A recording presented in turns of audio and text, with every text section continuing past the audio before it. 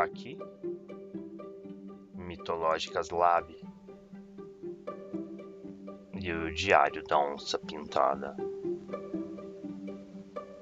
Nas leituras que estamos fazendo, este não remete muito bem a um mito. É um trabalho de antropologia do Eduardo Viveiros de Castro, Araueté, os deuses canibais. Tese de doutorado dele, de 1986. E estamos usando o capítulo 2, pontos e linhas, teoria e tupinologia.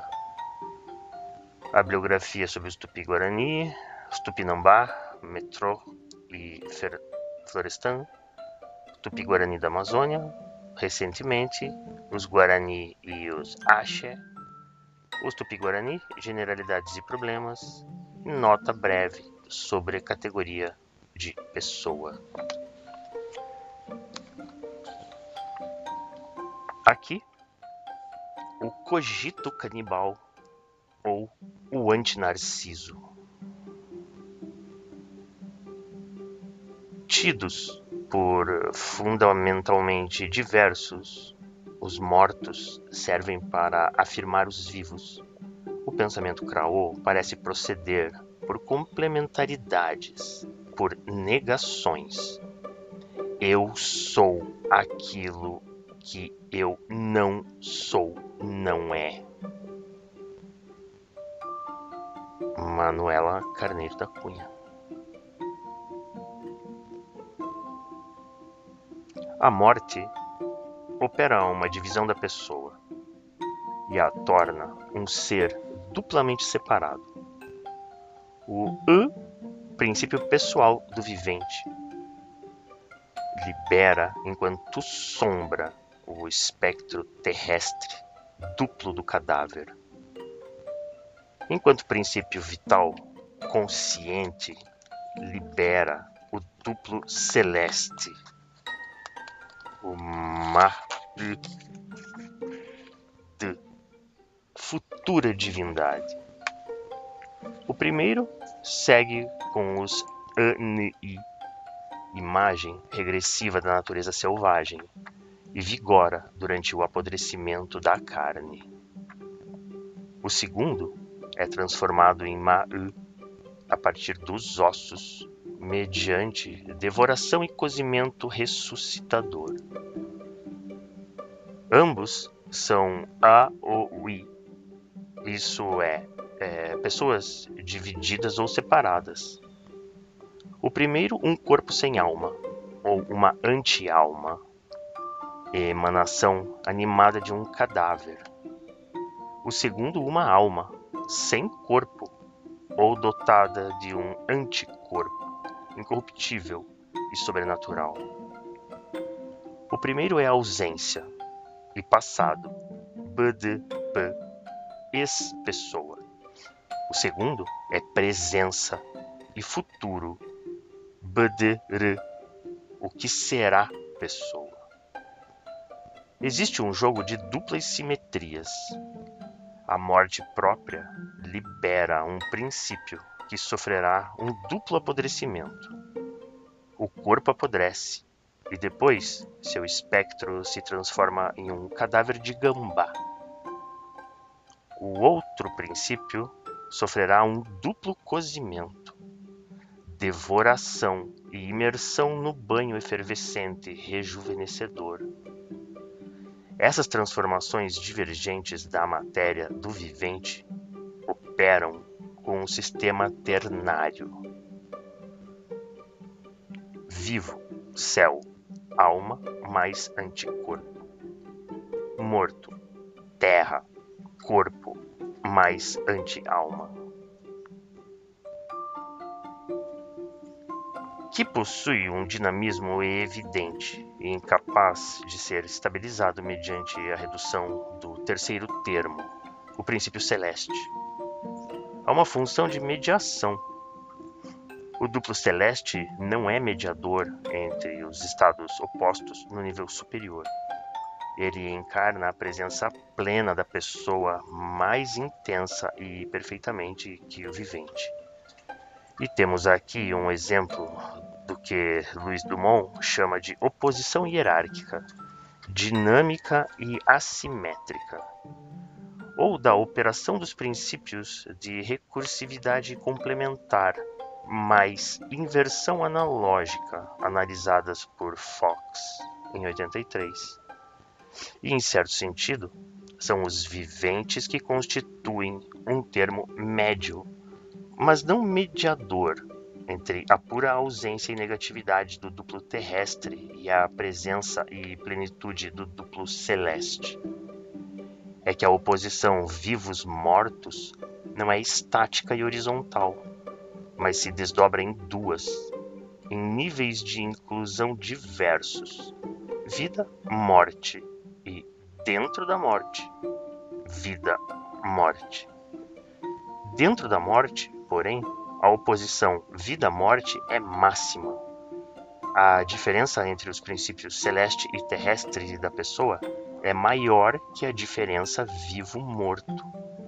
Em outras palavras, a morte é um termo englobante, a vida o englobado.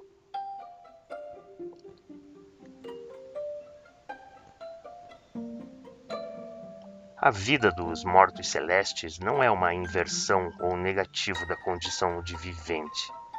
Ela o é da condição de morto, do aspecto terrestre putrefado do morto. No que tange ao modus vivendi, ela é uma amplificação intensiva, uma hipérbole. É nesse sentido, talvez, que se pode entender a equivalência entre os conceitos de bdr, o que será pessoa, e ma'd, o que será divindade, para designar a alma ativa do morto. Os verdadeiros bd são os ma', isso é, os gigantescos tiva.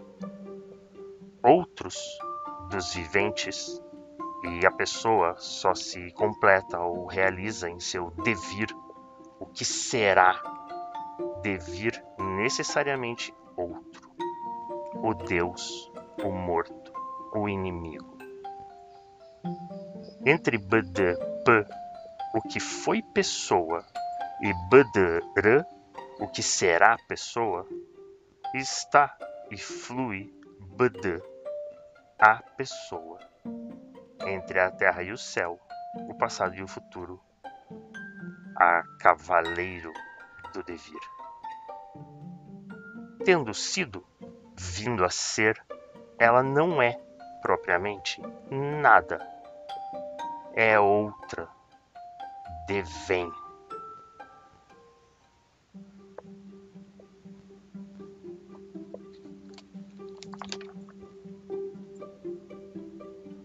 Ao contrário do cogito crao, trecho em epígrafe, o que vimos é uma boa síntese da dialética G. Eu é aquilo que ainda não é, e isso que serei é o que não sou, um Deus, ambíguo e tentador, como disse Nietzsche, de outro Homestés, comedor de carne crua. Dionísio, aliás, uma vítima canibal como o morto Araueté.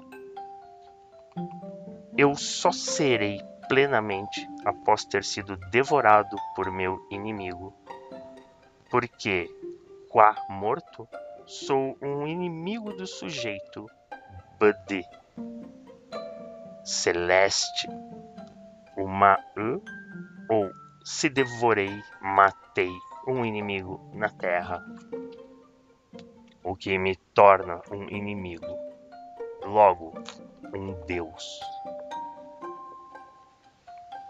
O sistema é um anel tenso que não tem avesso. O morto é o inimigo é o Deus é o morto, e o morto é o eu. O cogito canibal não a geometria narcísica da representação especular, mas a topologia do devir outro. A peculiar inversão do perspectivismo araueté, que põe os sujeitos como objeto da antropofagia divina, permite que se perceba diretamente aquilo que o exocanibalismo ativo tupinambá ocultava, que o canibalismo tupi-guarani é o contrário de uma incorporação narcisista, ao modo dos fantasmas canibalísticos da psicanálise. É uma alteração, um devir outro, onde o que se incorpora é menos uma imaginária substância do inimigo que sua posição, a posição de inimigo. Identidade ao contrário, antinarciso.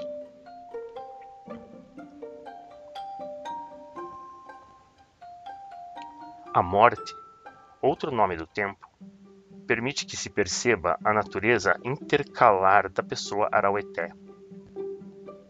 A oposição entre os princípios celeste e terrestre da pessoa não é sincrônica, mas diacrônica, e remete a um jogo de repetição diferencial, onde o termo repetido, a pessoa, não existe fora da repetição. O princípio celeste é bdr, o que será a pessoa.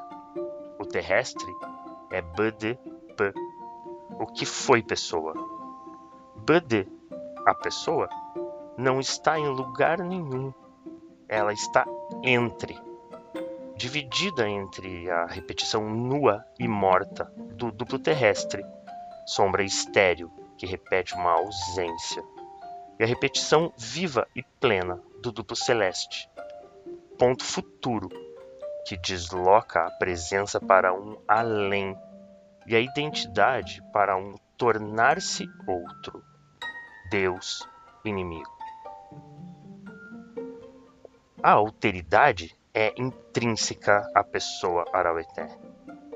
É nesse sentido que eu dizia no começo do trabalho que o outro não é um espelho, mas um destino, e que assim não é uma entidade num campo de identidades, mas polo de defasagem, instaurador de incoatividade, devir do ser. É claro, tanto o ta, o, e, quanto o ma, d estão no futuro, visto que o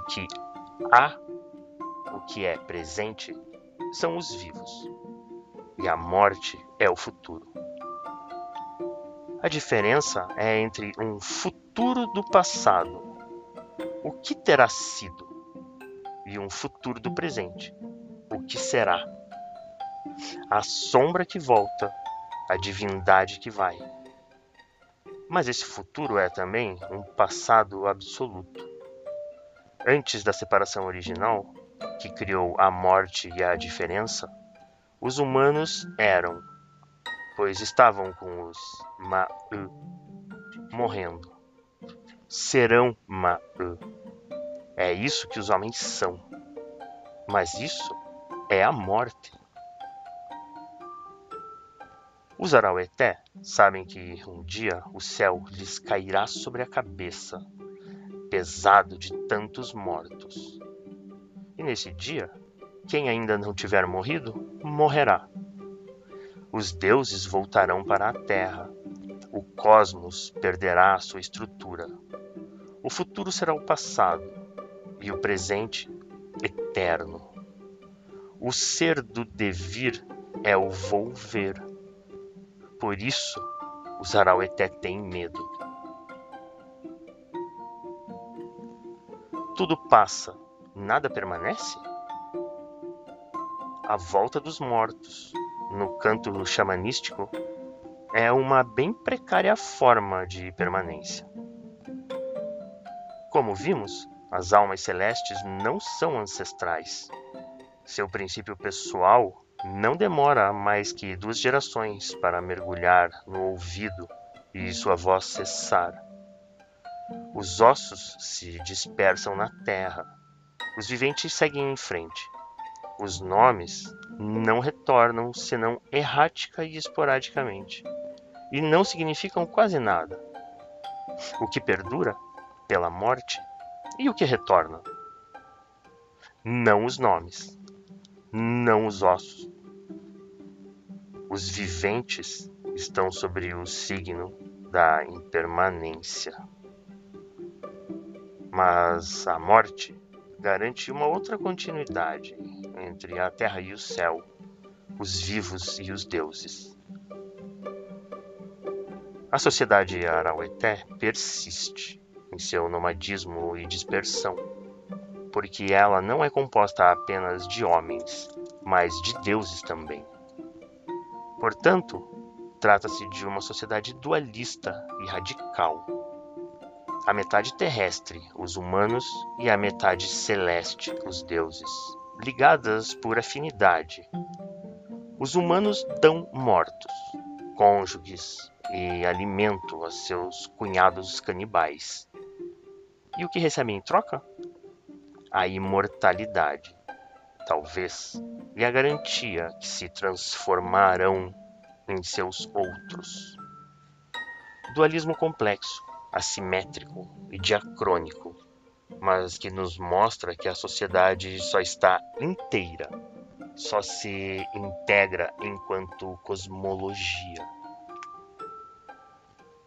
O princípio da metafísica Araueté, o de que o ser só se realiza no elemento da exterioridade, para usarmos um jargão hegeliano, Deus, morto, inimigo, determina a não elaboração de diferenças internas ao corpo social, que nesse sentido não tem interior ou substância interna. O acentrismo sociomorfológico araueté é função da estrutura vertical e diacrônica do cosmos, e a sociedade é sua cosmologia, na acepção estrita do termo. Uma perspectiva funcionalista ou sociocêntrica estará condenada a contemplar o nada. E nisso tudo, o canibalismo? Marshall Salins dizia que o problema do canibalismo é que ele é sempre simbólico, mesmo quando é real. Falando de um povo canibal que também concebia seus deuses e chefes como wife-takers, estrangeiros canibais, temidos, desejados, eu diria, tomando o caso dos Araueté, que o canibalismo tupi-guarani, mesmo quando imaginário, pertence ao simbólico, não à fantasmagoria individual e identitária do imaginário, tomando esses dois substantivos na acepção que lhes dá Lacan.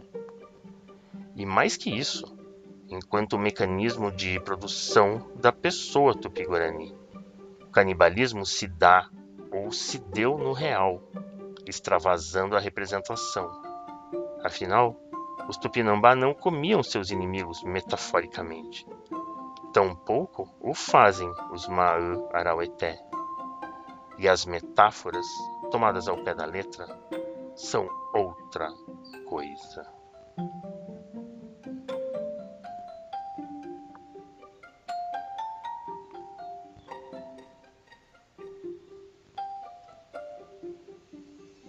Marshall Salins, em 83, sobre os ilhéus das ilhas Fiji, seria mera coincidência depararmos com o mesmo epíteto, coisa grande, usado entre os fijianos para designar os chefes e as vítimas sacrificiais humanas, e entre os Guarani Mbá para o cadáver? Mbá Iguaçu, Cadogan, 1959. Não por acaso, certamente, a linhagem senhorial nas Fiji e os chefes havaianos eram os tubarões da terra, como os deuses Araueté são jaguares, o deus Chipaya é um jaguar, e etc, etc e tal. O canibalismo dos Araueté nem sempre foi imaginário, ao que parece. Suas gestas estão povoadas de entredevorações que mantiveram com outros povos tupi. Meus dados aqui são escassos e ambíguos, e mesmo aquelas pessoas que negam terminantemente ser seu povo canibal, sublinhando ao contrário sua condição de vítima do canibalismo dos Tawaro, Todã e outros inimigos antigos, reconheciam, entretanto, que vários mortos recentes eram Avare, comedores de inimigo. Dizem todos que nas guerras do Ipixuna contra a Surini e Paracanã jamais se comeram inimigos, mas que antigamente, dizem alguns, se o fazia. Minha impressão é que a antropofagia real foi, pelo menos neste século, uma prática restrita e infrequente, uma possibilidade que alguns realizam. A expressão Auare é corrente e Auike, inimigo moqueado, é o nome pessoal de um morto da época do contato. Fato ou ficção, o importante é a crença tradicional araueté. Os Avare vive muito tempo, morre velho, é imune à doença, é forte. O canibalismo ativo real, assim, é produtor de uma imortalidade ou eterna juventude relativas que ecoam a imortalidade real dos canibais celestes e o passaporte para a não-morte, que é o homicídio araueté. A carne de um inimigo, então, é o contrário das carnes letais. Poderíamos supor que o vigor dos Maã se deve tanto à sua ciência do recozimento na bacia das almas, quanto ao seu canibalismo. Seriam então imortais, não apenas por xamãs, mas por matadores canibais. A longevidade dos velhos que ainda resistiam na tribo, em 1981, era semi-jocosamente atribuída à sua condição de comedores de inimigo. Quando eu inquiria esses mesmos velhos sobre a procedência de tal imputação, eles riam muito e negavam. Só a velhíssima Panorahã aceitou de bom grado a pecha e disse que era isso mesmo, mas nunca consegui tirar muito mais dela, ou de outros. Este não era um assunto de que gostavam de falar. Diziam, não, isso já acabou há muito tempo, agora somos mansos. Não me arrisco. A única coisa certa é que, se os Araueté não são canibais convictos, seus deuses o são, e eles são as vítimas eleitas.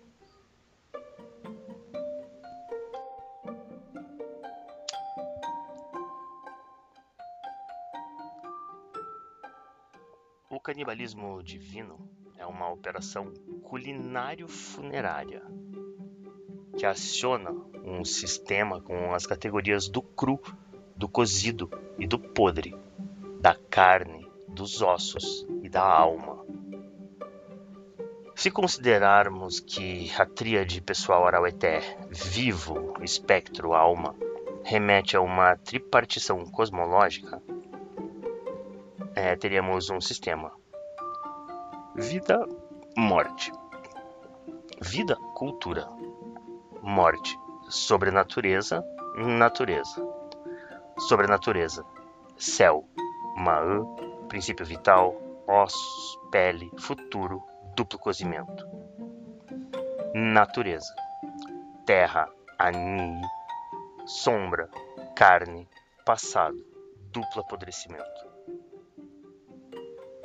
Onde a cultura aparece como um estado, ao mesmo tempo ambivalente e neutro, não marcado, detenhamo-nos em primeiro lugar sobre as transformações materiais que sofrem as partes da pessoa dividida. o duplo cozimento da imortalidade e sua inversão simétrica, o duplo apodrecimento da morte definitiva, ambos envolvendo, como vimos, transubstanciações canibais. Determinam como que, por exclusão, qual o signo da vida provisória dos humanos de carne e osso, entre céu e terra, o cru. Se um morto termina como 2 vezes podre e um imortal como 2 vezes cozido, em lugar dos nascidos 2 vezes, do hinduísmo temos aqui os cozidos 2 vezes. É porque um vivente é 2 vezes cru, coisa ambígua, coisa incompleta, coisa imatura, que só a morte elaborará em 2 direções divergentes. E assim podemos entender uma das determinações dos Ma'an como comedores de carne crua. Eles o são, porque são antropófagos. Na verdade, os deuses comem cozido, isso é, eles nos cozinham. O que são, assim, esses deuses?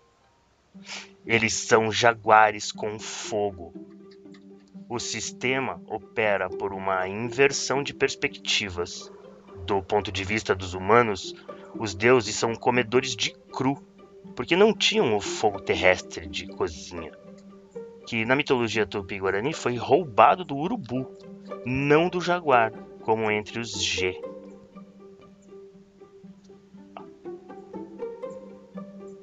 E isso é, os deuses são jaguares. Do ponto de vista dos deuses, os humanos são crus, comida crua, que carece de ser 2 vezes cozida para se livrar da corrupção. E teríamos, então, um modelo de base da cosmologia tupi-guarani, desdobrando a equação levi-straussiana: natureza podre, cultura cru, sobrenatureza cozido. Um sistema, entretanto, que não é estável e que nos Araueté, pelo menos, aparece sobredeterminado. A ambiguidade do estatuto do humano se repete, invertida no plano do divino. O que é um jaguar com fogo, senão um Araueté canibal?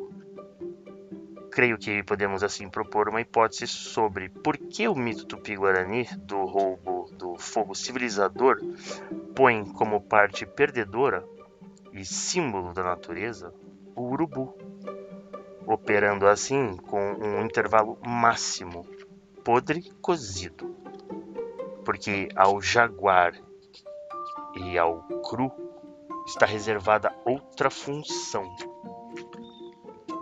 a de encarnar positivamente o canibalismo, exógeno e agressivo.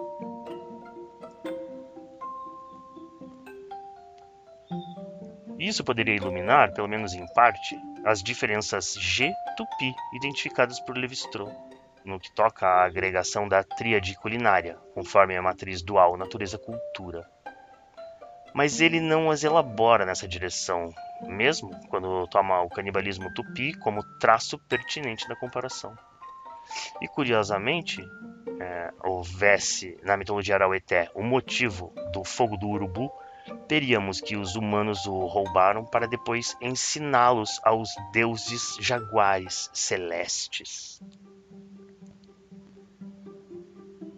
Outro motivo difundido na mitologia tupi é a dos irmãos míticos, cuja caracterização como onça-gambá é direta, Araueté Kaapor Shipaia, ou indireta, Tupinambá-Guarani, onde os jaguares são antagonistas dos gêmeos. Um deles filho de Gambá, outro de Maíra, segundo Metrô. Vimos como o Gambá, uma função podre, marca a parte terrestre da pessoa póstuma. Vê-se então como o jaguar, o símbolo do cru, marca a função desempenhada pelos Ma'u sobre a alma celeste, o canibalismo.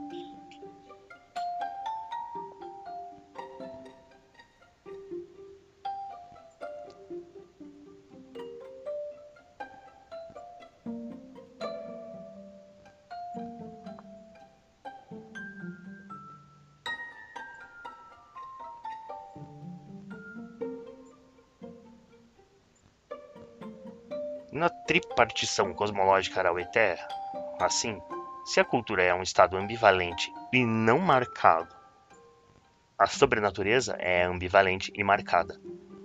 E a natureza é não ambivalente e marcada, inequívoca e maligna podridão. Em outras cosmologias tupi-guarani, haverá outras distribuições de valor. A ambiguidade constitutiva dos Ma'u é um traço característico do pensamento Araueté. E como observação final a essa questão, lembraria que apenas as mulheres, enquanto não matadoras, são vítimas inevitáveis do canibalismo celeste. E nesse sentido, apenas as mulheres são necessariamente cruas, pois serão cozidas e comidas. Isso se coadunaria com minha definição do mundo da cultura e do humano como basicamente feminino.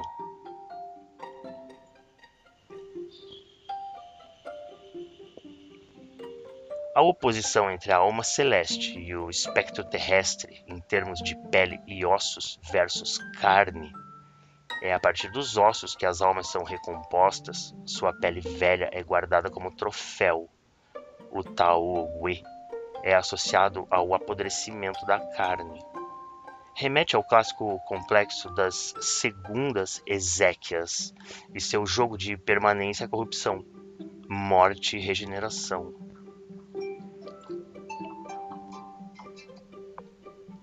Bloch e Perry, 82, lançam a interessante hipótese de que essa oposição aqui corresponderiam ainda uma outra: homem, ossos, mulher, carne. Seria operativa apenas nos sistemas sociais em que a distinção consanguíneos afins é determinante, ao passo que os sistemas endogâmicos ou fortemente cognáticos não a levariam em conta. Não sei até que ponto os Araueté, para quem a distinção não se exerce sobre o corpo morto, mas vige entre ossos celestes e carne terrestre, os ossos do cadáver são irrelevantes. Corroborariam essa sugestão. E pode-se dizer que, em parte, sim, considerando-se que o céu é masculino, a terra, humanos, feminina. Mas a distinção consanguíneos afins não é interna ao sistema social, vigorando mais bem entre os vivos e os deuses. O ideal sociológico é endogâmico, como vimos. O cosmológico é exogâmico. O canibalismo divino Araueté aparece para marcar duplamente a figura do inimigo outro. Os mortos são devorados porque se recusam a entrar em relação de aliança com os Ma'u. Eles são inimigos dos deuses enquanto encarnações do nós, os Araueté celestes. Por sua vez, os deuses são canibais porque são inimigos diante de nós, os mortos humanos. Esse canibalismo aparece como a condição de aliança entre os vivos e os deuses, mediante a transformação dos mortos em deuses. Os Ma'u, os verdadeiros afins dos humanos, são sempre definidos como os que comem. Na terra, a comida dos homens. No céu, os próprios homens. Esse é o penhor da aliança. O canibalismo divino Araueté situa-se além da distinção entre exo- e endocanibalismo. Isso sugere que ela, não só aqui, é destituída de um sentido mais que superficial, como já observava Lévi-Strauss sobre a oposição endo-exopraxis, O que é dentro e fora? Quem é o outro na relação entre homens e deuses? O que se come é sempre o outro. Morto do grupo é outro. Deve ser morto e comido pelos deuses. Inimigo, outro. Deve ser morto, comido por um já Deus, o matador. E não é só isso. O canibal não é sempre o outro? Sim, mas não no sentido etnocêntrico banal. É que quando se é canibal, é-se outro sempre. Entre homens e deuses, via mortos, cria-se uma reverberação eu-outro que inibe qualquer coagulação de identidade. Os mortos, outros, são comidos pelos outros deuses para se transformarem em nós, deuses inimigos. E o vivente? O vivente, a pessoa, é algo entre dois outros. Anfibologia. O morto que foi, o Deus que será. Seu ser é o produto desta dupla alteridade que o canibalismo efetua. Para isso, os deuses devoram os mortos. Para os Araueté, tornem-se reais, possam ser. Entre outros, vive-se intervalo. Na morte, é-se paradoxo.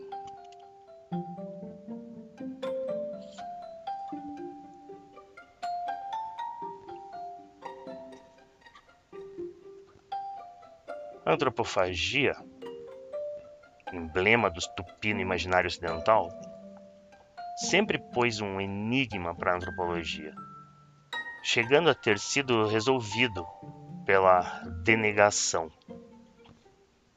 Menos, creio, por motivos fágicos que por uma espécie de repugnância lógica.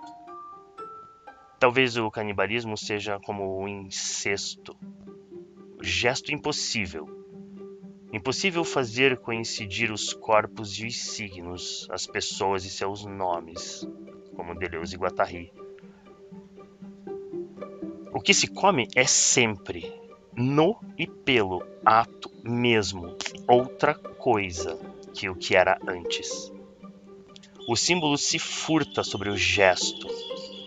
O ato afasta a meta. Impossível, mas real. O canibalismo é mais um paradoxo que um enigma. Se o ritual é essencialmente a arte do possível, como fala Ruby Jones, então o canibalismo não é um ritual. Como o real, ele é a arte do impossível, a arte de atravessar espelhos, de devir, metamorfose invisível.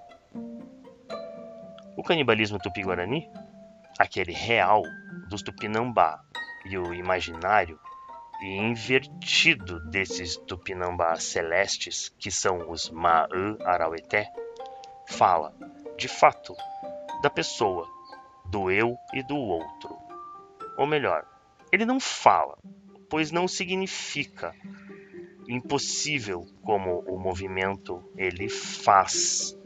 E não é absolutamente um fantasma agido, mas uma máquina de devir outro.